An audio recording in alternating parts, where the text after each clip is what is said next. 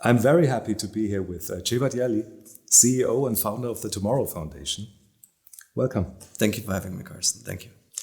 Cevat, we have spoken a lot over the course of the last 2 years, but it's actually the first time that we meet face to face and in person. How does that feel?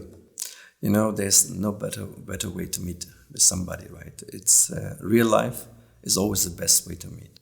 There's no replacement by technology, right? No. When you meet, it's a human nature, right? It's now a human nature to meet physically. And so we can only imitate and be inspired by that, but it never beats reality. Yeah, that's what I think. Yeah. That's what I think. It's like the core of coming together is being with someone else face to face. Exactly.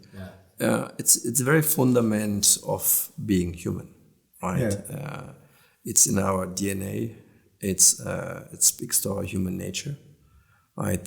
We need to get together as people. Yeah. And I think we noticed this especially after the pandemic. A lot of people realized how important this is. Yes. And that is such an important factor. But this is not why we're here. We want to talk about your new endeavor and about the Tomorrow Foundation. People probably know that you come from a gaming background. You were really, really, really big in gaming, and now you're doing something else. Do you still, just a personal question, do you still play? Do you still game from time to time? I do play games. It's in my nature, right? I play games because games are providing the kind of escapism that I need from time to time as well. It's like my micro vacation. Yeah. Like you have an intense day, and sometimes I play by myself, video games, and sometimes I connect with friends online. Old friends are like, "What? You're still playing?" Yeah, let's play again, right? Or I play also with my kids. Yeah, I like to discover the games that they play and then just join them. And they, of course, play so much better than we do. But playing games has been always my nature. I've been exposed to games since I'm 6 years old, and it's still part of my life.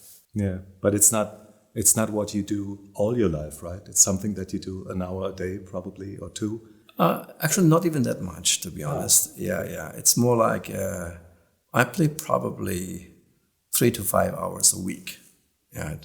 So, and it's not every day. I want to use more time when I play games. So sometimes I just take like 3 hours of a chunk of time and just play in that 3 hours. It's not like a daily thing. It's more like a conscious decision. Now I want to play a game, and just leave everything behind and just focus on that. Sure. And I mean, it changes as one grows older, right? Probably it gets less and less, and you start thinking about the rest of the day and about the rest of life. Is that the reason why, when you founded the Tomorrow Foundation, you did something else than just another gaming company? I mean, that would have been the natural thought. Yes, absolutely. You know, my father told me once you get your kid, first kid, a switch will be flipped, and everything will change for you, and it's going to be all about your kid. And of course, I'm like, yeah, Papa, we'll see. Yeah, and then the time came, and in 2011 in February, I had twins coming to Earth, right, seeing the light. When that happened, 2 switches were flipped at the same time, one for one of the kids and the other one, the twins. And of course, from here onwards, it was all about them. Not so much about what I wanted to play. And I always put myself as the requirement for benchmarking of the games that we want to build, because game building, game creation had another philosophy of my parent. My mother used to tell me that we have to always be hosting people in a way that they are better off after they're hosted, right? So when they come and they're hosted, they feel better when they leave as they were. That's a beautiful thought. It says that the effect you have on others, or what others can get from what you do, is more important than what you get out of it. Exactly, and it was the sharing element, right? It was the be a good host, support people, that kind of nature. And what happened is I encoded this in video games. right? I made sure that in my video games, the gamers were really extracting value and becoming better gamers when they left the game. It was not a conscious like do this mission and do that and do that and then you get better. It was a subconscious thing, and gamers did not really understand why the game adds value. But it was incorporated in game design. It was developing skills, problem solving, spatial understanding, and reading of the scenarios. And eventually they would be better gamers, right? But they actually played a story. They would shoot sometimes mutants or aliens, whatever the game was about. But it was a proper value contribution. And for me, it was always about providing that value to gamers. And coming back to switches that got flipped, when that happened, it wasn't so much about playing games that I wanted to play and share it with the world. It was more about what can I do now as a father for the kids and through their eyes for the world, right? Because speaking of you being a father, I mean, the world has changed and the industry has changed from back when you started. Today, the industry is very much about technology, hardware, new consoles. Children are confronted with hardware from when they grow up. Can you describe how you see what the industry does and what that principle is? Yeah, I mean, the way the entertainment industry works, right? From every now and then, there's a new generation of hardware launched with bigger capabilities, right? With more compute power, more memory, and generally more fidelity, but also with requirements. So development costs would increase, the experience would be better, and the storytelling or the experience overall as a package would be also more demanding. That means that you develop content and you develop ideas and stories just because the hardware is there and you need something for this hardware, right? It's not so much about the story than about the hardware behind it. Yes, and sometimes, to be fair, some of this hardware bound enable more new things, right? Yes, new things that you couldn't do before in hardware generation. But in 95% of the game cases are, like you said, people are building games for these new generations just because it's more powerful, and they build more advanced graphics and more advanced sounds and more advanced animations to capitalize the hardware. But the fundament of fun, the construct of fun, and the construct of telling a story more or less remains the same, just gets more embellished. But the industry is focusing, of course, on creating new hardware, creating new platforms, and sometimes explaining people why they should buy it. If you see like virtual reality glasses and things like this, actually no one needed this. And we don't know what we can do with it. Yes. And we're supposed to buy this. What do you think of this? It's a bit of a strange thought coming from from your mother. You have to give something to people. In this case, it's just eat. I've cooked something. You have to eat it. Yeah. It's not so much about do you really want it? Are you hungry for it? Exactly. I mean, if you look at the metaverse, for example, today, or those companies who are driving it, there's two problems with that. One is they try to sell you something because it serves their purpose, right? It serves purpose of generating our own platform, which allows them to monetize on their own garden, right? So they establish a new garden for themselves and they put up walls, right? And then they convince gamers, you need to be in that garden. But the reality is today, gamers don't really agree with that, right? If you look at 3 billion gamers out there, they're still putting their money where the mouse is, and the mouse is right now in game consoles, right? When we talk about the metaverse. So there's a different issue there, right? But besides that fact, gamers, of course, are not stupid, right? Consumers are not stupid, and nobody should assume that, right? Nobody will buy a device unless there's a genuine new capability or a new enablement, right? And probably, I mean, we have to talk about this as well. We're in a time of a polycrisis in a way, worldwide. And it's not growing markets and it's not growing capital everywhere. So people are left behind because they can't afford it or don't want to afford it anymore. Yeah, it's actually a very unsustainable way of thinking. Like the constant new generation of hardware, the constant new generation of capability, because it requires developers, it requires the ecosystem to grow with it too, but it requires customers to agree with the proposition. Then and as there are more sales, you need to have content that feeds that. But content creation also goes out of proportions from a cost perspective.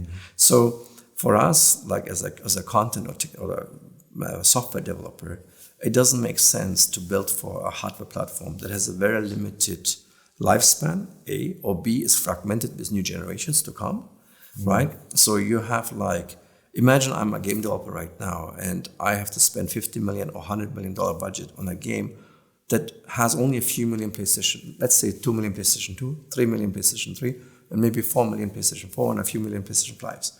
It would not be sustainable. So I would have to make a content that is a lot cheaper, to be able to deliver to these few million units. VR is at that level right now. VR has nowhere near the sales of a PlayStation or Xbox because it's not really a value proposition that gamers agree with. I see. Right? And hence, it does not allow really the metaverse to properly establish itself. And when it comes to the poly crisis, as you said, today we are living in a world where new technology has to become more accessible. New technology has to become more readily available. And I think new technology should not put a burden on people and say you have to buy to be able to access this. There is a technology gap already between societies and between continents and between people, right? Not everyone has access to everything. Exactly. And talking about bringing people closer together, that probably has to be overcome to connect people. So when let's say when people build today VR headsets, right? Their dream is to have billions of people in these platforms. We are not even in the 2-digit millions yet, right? And that's like 10 years into VR. Okay, so that is telling by itself, right? The value proposition is technically and content-wise not there. But today's world, where we have lots of ecological issues as well, right? And we have resource issues. These old approaches from 20, 30 years ago do not apply anymore, right? This constant new generation of hardware, searching for customers that shelf out money to buy the latest gadget, I am not convinced about this is the right way to build it. And this is somehow the starting point of the Tomorrow Foundation, right? Because you're developing a technology which is called Reality OS, which is not a platform, which is it is a platform. It's a 3D platform that can literally run on any device with a browser. Exactly, and it is about. I always like to say, if you want to run the future of the internet, it should run on the internet, right? And it should not be running on certain devices only. It should run where the people are. Exactly. And today, everybody that has a mobile phone or a tablet or a laptop has access to the internet, right? So the question I would like to ask my team was, how can we empower those people to the next level? How can you ensure we take what is today like as a granted limit of technology, but show this is not the limit, it's just the beginning. We can escalate that significantly without anybody having to buy anything new, right? In fact, that's rather unusual because you try to create disruption on an infrastructure that is already there. So typically people use the notation of a disruption to sell a new generation of hardware. Actually, we go backward. We say, we are running on 5-year-old hardware. By the way, if you bought a phone 5 years ago, or a laptop, or a tablet, we are ready for you. Not just the most recent hardware. No, it's 5 years back, right? And this is how we estimate 4 billion devices, theoretically, could click on a link today and be part of Internet of Life, which is our description of the third internet. Let's stick with that. I mean, it's a fascinating thought that there's something new that I can instantly access. Exactly. I don't have to wait for this new expensive glass and I cannot afford it, or I have to wait till others have it. I can just do it right away. By the way, if I may add, sure. There has been also parallel on this. We have seen similar high-end technology made available for everybody, which is artificial intelligence, right? So we have seen artificial intelligence made available through the browser. What is the consequence? Millions of people adapted to it. True. Without selling hardware. True. Right? True. This is how you scale. And Exactly. that's a business model. Exactly. I do think that the future of the internet, for all future of aspect of internet experiences, can run and will run, and we are the proof in the pudding. We are running today on the internet without compromise. We built the most advanced 3D technology for everyone, right? And we have experiences that run on 5-year-old devices that look better than some of the latest devices running new experiences that only you can buy for several $1,000s. Yeah, there's no need to ask the customer. Actually, it's irresponsible today to ask customers to spend $500 or several $1,000s to buy a hardware in the time where in a year later you have to do it again. Yeah, you're gonna be asked to buy a second version of it, then version 3, then version 4, then version 5. Yeah, and why? Because the company needs to keep up the sales. Not because you need it, but because they need to sell. So we already learned that the terminology you use and the thinking you use is quite unusual in the tech industry. And what's also unusual is that you call this idea of the next internet that everyone is talking about right away, because the 2D internet will inevitably become a 3D internet in the future. Everyone agrees on this, and it's called Web3. But you call this Internet of Life. That doesn't sound at all like Mark Zuckerberg fighting with a sword in a fantasy world. It sounds very, very real. Yeah. Can you explain a little bit the thinking? Yes, I mean, look, I think fighting with a sword on any planet against anybody, I'm sure is a lot of fun. It probably is. For escapism and all that, right? Like I said, I like to play games from time to time, and I think that's great. But we can't hinge the future of computing and the future of internet on that, right? The future of the internet has to serve you, your needs. It has to be inspired, as we say, by reality. It has to be inspired by our life, right? It has to become a superpower to our life. And we are social animals. Yeah, we need to connect with people. We need to get together, as I said. The best way to get together is real life. But what is the second best way, right, to experience life? And my theory is the second best way to experience life is over the internet. Like Internet of Life shall enable you to experience that means the internet as some kind of extension or a mirror of real life. You don't even use avatars, right? That's another thing you just don't do. Yes, so what we try to do is, I think, actually even more profound. It's really enabling you to be alive, yeah, whether it is physical or virtual, to have that lifelike experience, but now with a superpower that I can click on a link and I could be together with 5 different people from 5 different continents and build a relationship. That's a superpower. I can't do that physically, right? I would have to bring all 5 people from different continents to one location where we share physical reality. Sharing virtual, in that case, a virtual construct, a virtual space, sharing a space together and recreating that lifelike experience will unlock human potential and build greater relationships across cultures, religions, and societies, and will help us to get together at a grand scale, not just at an individual micro scale. I mean, Internet of Life also refers to the sheer realism of what you do. I mean, it's meeting other people in 3D environments in a browser, being your video self, like your real self, no avatar, and the thing looks, I mean, it looks fantastic. It looks completely realistic. It has light on it, and it has everything that reality has. That's probably something where you could utilize your gaming background, right? Exactly. So there's 2 things to that. One is we want to be real, not because it's not about technology. It's about being human, right? This is not a game engine running in the browser.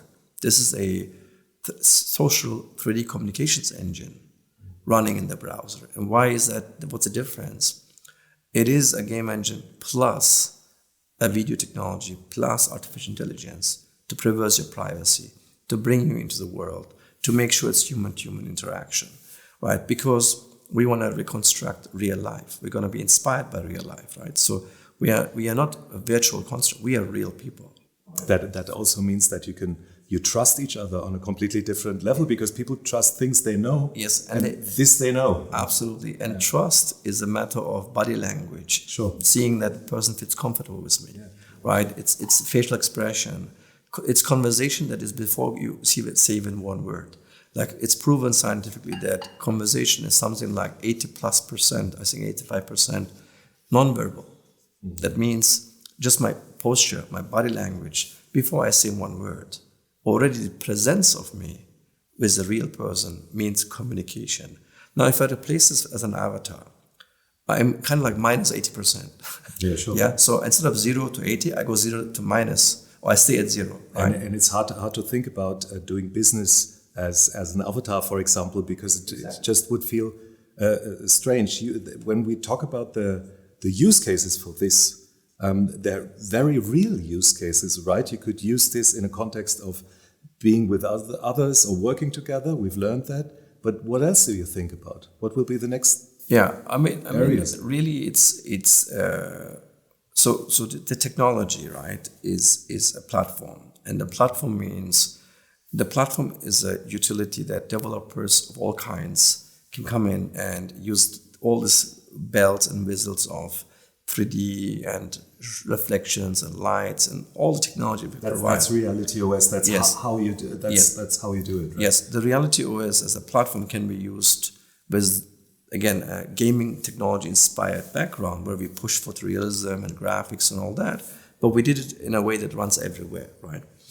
And so this technology now is available for us internally, of course, to build new kinds of software and an experience. Like Room is going to be one of them. We can talk about it in a bit, but also many other new initiatives that developers will create. So our goal is, after we build a few initiatives ourselves, to invite more and more developers to the platform, eventually open up the platform to hopefully millions of developers to build on their own properties on the internet. Everybody can own .com, any kind of domain easily today. So that's the property. And we want to help transforming the 2D and single user experience internet into a 3D and together or multi-user internet, where developers can create all kinds of spaces and all kinds of environments for people to get together. Right? But these areas where you apply the technology, they are taken from real life too, right? You talk about banking, financial interactions, seeing a doctor, yes, probably seeing your new apartment before you move. Exactly. I mean, it's endless, but it's very, very our life. Yes, it's and rooted tangible. now. Right? It's rooted in our life. Our life has so many locations you could get together for so kind of different purposes on all kinds of reasons, with all kinds of people, right? For all kinds of applications. It's virtually infinite. And is that a reason why you have a consulting board with very prominent figures on board? You have Dr. Josef Ackermann from the Deutsche Bank, for example, that has a completely different background. It's not futurists you invite or the next young generation.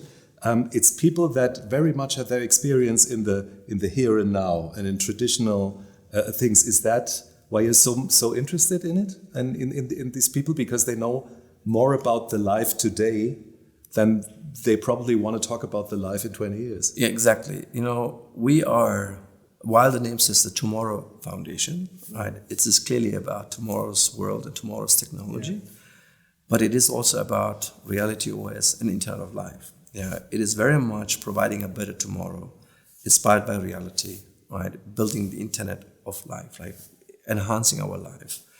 And the way I look at these gentlemen that are part of the advisory board now, they are guiding us for the human factor. Mm-hmm. Yeah, they're guiding us with their amazing humanity and humble personality, experience, character, and of course the background plays a role. But really, it's about the human element. Yeah, Dr. Ackermann, Enda Kenny, Michael Warren, Christopher Thomas, and Song Jung, they are amazing personalities. Mm. They bring different cultural backgrounds, different disciplines, but most importantly, they share all the fact of being just amazing human personalities. And once you have so much life experience like this gentleman, you are bringing a lot more different perspectives to life. Yeah. That you look at the tech, for the perspective of being human, right? I don't like to build tech for tech reasons. I like to bring human into tech, right? I want to make sure technology becomes invisible, it becomes natural to you, right? Technology has to empower us as human beings, right? We should never adapt technology like it used to be in the last 20 years. So we don't live for technology. No. Technology should be there for disappear in our lives. Exactly. Right? The Tomorrow Foundation's vision was always about bringing people together. It didn't say one sentence about technology, right? It was really about the human element. Yeah, it's about our DNA. Like the technology has to embrace human nature and amplify it, right? When recently I spoke to Josef Ackermann, and he said that a part of the banking crisis came from the fact that everything was digitalized, but they lost the connections to their clients. Absolutely they lost right. the direct connection, and people were just going away to the next bank, to the next app. That is just numbers and figures on a screen, but they completely missed the point that this is something that happens between humans. So in a way, what you do is Exactly. There's a song called "Back to Life, Back to Reality." So the next step is not becoming even more digital, but it's integrating life and reality back. The way I look at it is exactly right. The way I look at it is technology today has so much more potential than it's used for, right? And it's been pushed to us in a certain way, but we need to flip that push and say, no, we need to make this now more human, right? And bring back the human factor. Not bring back, focus on it relentlessly. Yeah, it's about being human, right? And also it's about respecting the human, meaning it's about your privacy as well. It's about your data as well. It's about your identity, right? We want to be sure Internet of Life is from end to end, a human respecting, human empowering, human enabling platform, right? Where everybody feels safe and everybody's empowered to connect and get together in a new way. And that's not just a marketing speech, that's in our DNA. Every single step we do, whether it's Reality OS or Room or Internet of Life overall, everything is designed around bringing people together, right? And the nice thing about that is it's an infinite potential because we come together for millions of reasons in thousands of cultures, hundreds of countries, right? Or 100 and something countries and nations have their own ways of getting together. Like if we can amplify that now planet-wide, we also will serve a different purpose, which is like when politically countries are starting to put their walls up right now, we might become an alternative way to get together, and bring those walls down again, right? In a way, that's my idealistic dream, maybe. I see you smiling and your eyes start glowing when you talk about it. But as huge as that sounds, if you have a technology that's accessible for everyone, you can start right away. And this is your next step, right? You just want to bring this to life, your Internet of Life. You want to show it to people, exactly, and they don't have to buy a device for it. They will see. Is that the plan today? If I look at what Dr. Ackermann also said, the digital has divided us, right? I think digital has made us less social. Digital harmed us in a way that made societies and youngsters more superficial and chasing other wrong things, right? I've seen it in young generations, teenagers. I've seen it with adults as well. I think digital has had its time, but now it's time to bring human back again, right? And that will start making things real again. So who would have thought that the future of the internet and the future of digital technology probably means to become more human and more real again? Yes, as ironic as it sounds, right? And it seems so obvious, to be human is the future. But it is really about something else. Imagine if we allow 8 billion people to click a link and they can get together. Not all at the same time, of course, but imagine 8 billion people being able to share a space together without physical travel. That's the biggest service we can bring. And so with that, putting human into the internet unlocks the human potential. So thank you for this inspiring talk. And I hope to continue this, and we can't wait to see the results of the work, and we can't wait to see the Internet of Life, actually. Thank you so much, Carsten. This was amazing. Thank you. Thanks for having me.